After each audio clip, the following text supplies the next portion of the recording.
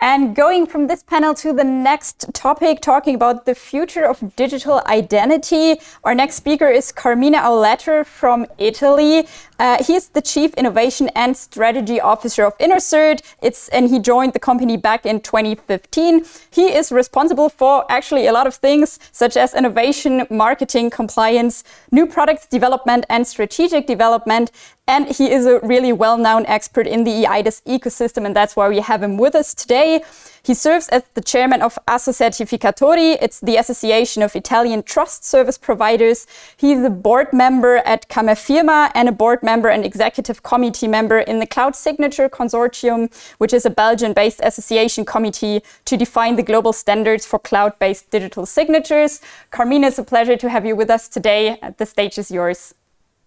My pleasure, Kimberly, and morning, everybody. Yes, can you hear me? Can you confirm you hear me? Great.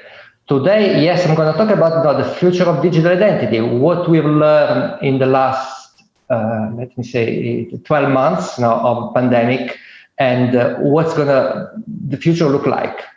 First of all, 2 words about InfoCert. For those of you who don't know InfoCert. InfoCert is the largest QTSP in Europe. We are a qualified trust service provider according to eIDAS. We operate almost in every country, and in Germany we are active through our partner Aussada, which, by the way, is having a speech right after me. So I invite all of you to go listen, Andreas, for the next speech. I will present a solution of a qualified signature specific for the German citizen with the EID card. InfoCert is a very innovative company, and we have at the forefront of innovation for the last decades, we can say. We have grown very fast. And today I'd like to tell you what we've learned from our perspective of operating in so many countries in Europe as a QTSP, and how we have been prepared for this future of EID, like Mr. Sackstetter explained a little bit earlier. First of all, let me tell you that there is no doubt that COVID has been a huge accelerator of digital transformation. You have all seen probably this meme on the internet that we have been able to do in the last 12 months more than it would have taken probably decades to experience the same digital transformation in every sector of our economy, so from the public, the school, the healthcare, the private sectors, and so on. So we did, as a matter of fact, manage to do a lot of stuff that we were not used to do. From a remote point of view, like schooling. All my kids, I have 3 kids.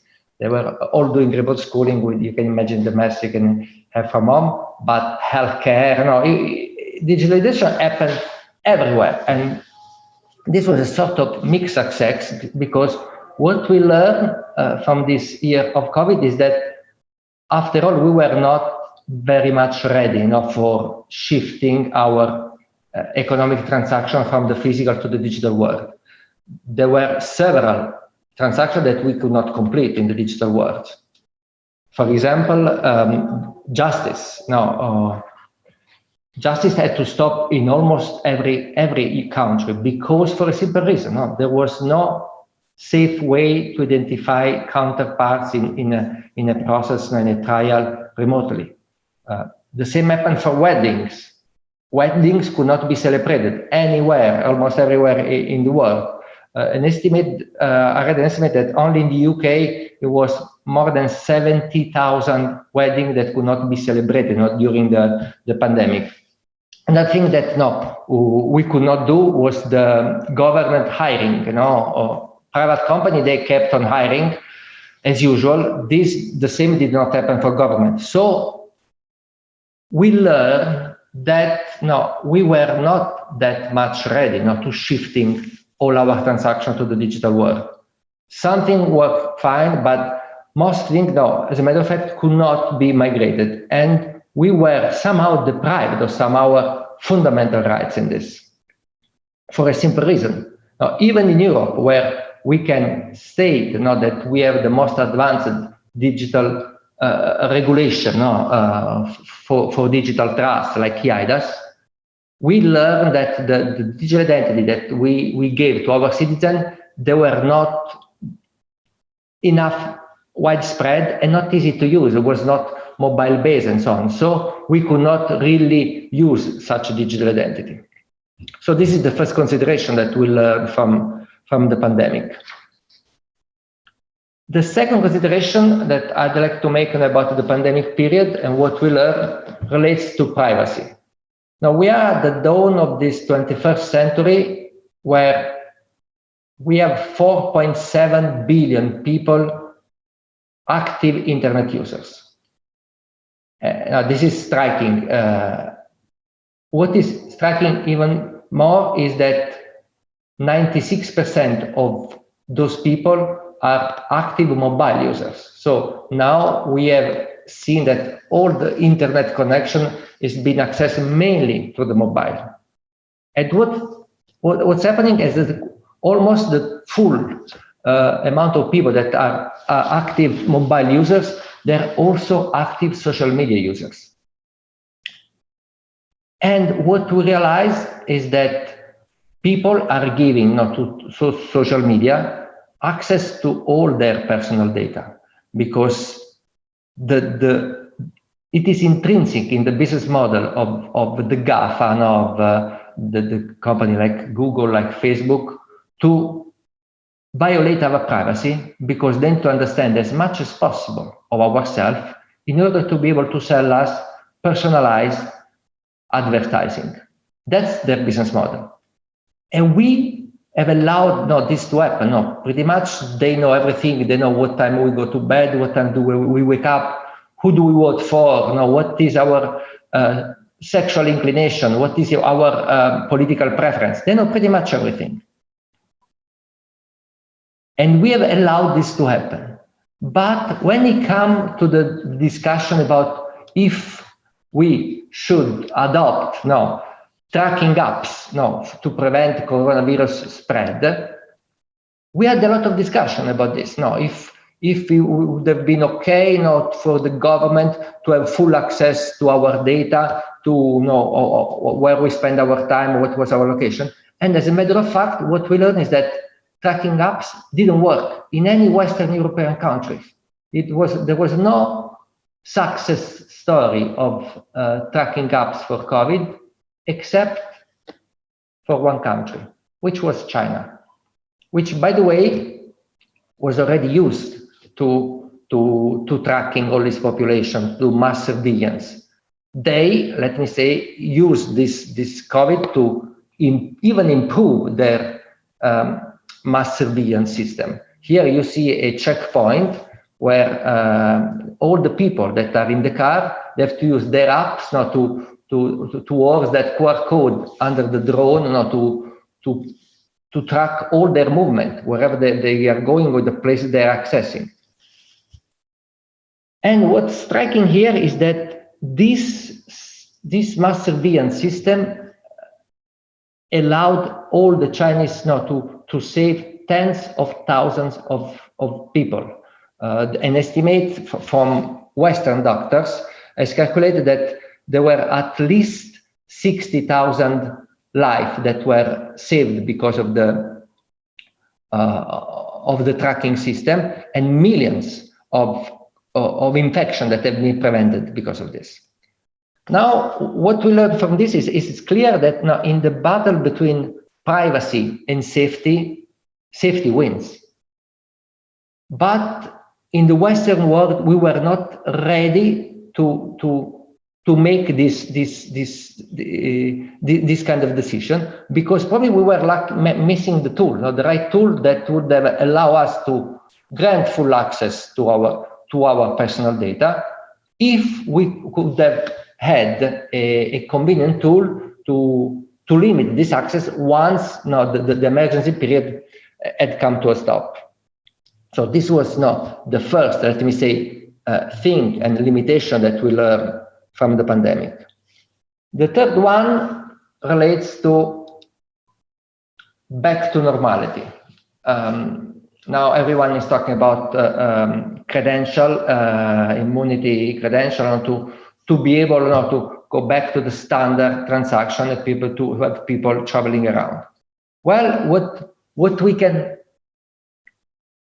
what is not secret, let me say, is that there is already a well-developed market of fake credentials. You can easily buy a fake credential in UK for something like £100, which becomes $20 now if you need a credential in US, much lower, as you can imagine, in India or places like that. Now, Europe is working hard to develop a very strong credential that will guarantee security and authenticity of this immunity passport, of this credential. The important thing that we learn here is that this credential, whatever is its form, needs to be bound to our digital identity in a secure and trustworthy way, because otherwise, the only thing that as a fraudster I will dare to do would be just to clone any John Smith credential and issue, let me say, a fake ID under the name of John Smith with my picture. So digital trust and digital identity, again, is going to be key to develop this kind of additional credential to anyone's digital identity. And it is what to learn from this, that we need an identity schema that requires some flexibility that means we can extend the identity with whatever kind of attributes. Today is a COVID attribute that says, no, I'm immune, I've been vaccinated, and so on. Tomorrow it can be whatever. Well, all those things that we've learned, so that identity has to be, first of all, mobile-based. It has to be flexible, means that it has to be in the hand of the user, decide how much information to release now and when stop all this release of information. And it has to be possible to add to the identity some additional credential like immunity passport and so on. Well, all of this has been very well summarized by the president of European Union, Ms. von der Leyen, when she said, last fall, that the Commission has to work to give all citizens a technology that they control themselves, with all these features that we have learned were missing in our identity schema so far. Well, all of this today, it's something that is already technologically available. We have come, this is pretty much how the concept of identity has been developed in our world, in our digital world. We started with the siloed identity, where each identity had each service had his own identity. Now the standard de facto is the one in the middle, the federated model, where there is one identity that can access many services. This is the typical case for Google ID, for Facebook ID. Now I can use that identity to access many services, but also for notified schema under the eIDAS. Now, if you think of It's Me rather than Speed in Italy, or also bank ID schema in the Nordics, there are all models of federated identity, which are much more convenient, that siloed model, but still, every time I access a service as a citizen, I will need to rely on an identity provider. I will ask the identity provider to access that service for me. And you understand that when the identity provider is a technology company like Google or Facebook, you understand why they offer this kind of service for free, because they are interested in learning where am I going in the digital world, which services I'm accessing, because they will use this information to complete their profile in order to sell me more personalized advertising. A model that was somehow envisioned by the von der Leyen last year, and this technology feasible today, is a model based on self-sovereign identity, where each citizen, each one of us, has a wallet, as has been clearly described in the eIDAS review document, a digital wallet where I can keep all my credentials. It can be an identity credential that proves who I am, but it can be any type of credential. It can be a credential that tells now where I graduated in school, a credential that tells what's my legal role inside the organization that I represent, what is my COVID status. And I am free to use all those claims, all those credentials toward the services without asking any identity provider in the middle. And this is, let me say, the SSI, or the self-sovereign identity paradigm. What makes now, let me say, what fills the gap compared to what the von der Leyen was asking are the zero knowledge proofs, which means I should be able to prove a claim to whatever service provider without necessarily share the data contained in the claim. Means I can prove that I graduated from a certain school, or I got vaccinated, or what is my, I have an age now to access some sort of services without releasing all data in a transparent manner, but just not proving that claim. And this is possible today with a paradigm known as a zero knowledge proof. All this was somehow that was envisioned by the von der Leyen last year, has been pretty much addressed in the eIDAS revision that now everyone of us has read in the last week. It is something that, let me say, it is already available today. InfoCert has been part of the Sovereign Foundation for the last 5 years now. Sovereign is a foundation which has a very ambitious goal to give a digital identity to every citizen in the world, an identity that they can decide how and when to use, without relying on any third party. We have been founding steward of the Sovereign Foundation since the beginning, and within the Sovereign Foundation, first we help develop the standards that make this model possible. In order to have a system that is fully interoperable at global level, you need international standards. So Sovereign worked very hard with the W3C, to define the concept of DID, distributed identity, and everything else now it's needed to enable those kind of wallet-based identities. And now we have also developed our own wallet that does exactly what is in the principle stated by the eIDAS revision. It's a digital wallet based on a distributed ledger. Today, our wallet runs on Hyperledger, but we already implemented it also in Algorand Ledger. We have several connectors with several ledgers, and the holder can use the claims, the credential he hosts in his wallet towards any kind of verifier in whatever type of transaction you prefer. It can be a full transparent transaction, or it can be a zero proof transaction where I can prove to possess a claim, a credential, without issuing any significant data to the counterpart. This is something available today. The name we have given to the wallet is DIDSME, but you should read This Is Me. That's now the key of a personal identity. And let me say, specific for this event, we have issued a promo QR code that you are also invited to take with you.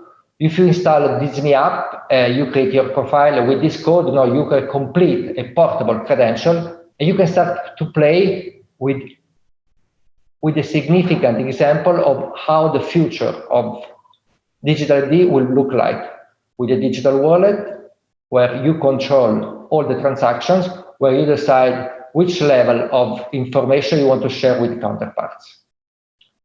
Thank you very much for your time, and it was a pleasure to share our vision with you. Thank you very much, Carmina, and also thank you very much for sharing this last QR code. I guess this is really a great way to use the interactiveness of these digital conferences. And if you're interested to learn more about what InfoCert does, they're one of our partners at this conference, so please feel free to also check out their partner area and their offerings. And yeah, Carmina, thank you very much again. Thank you.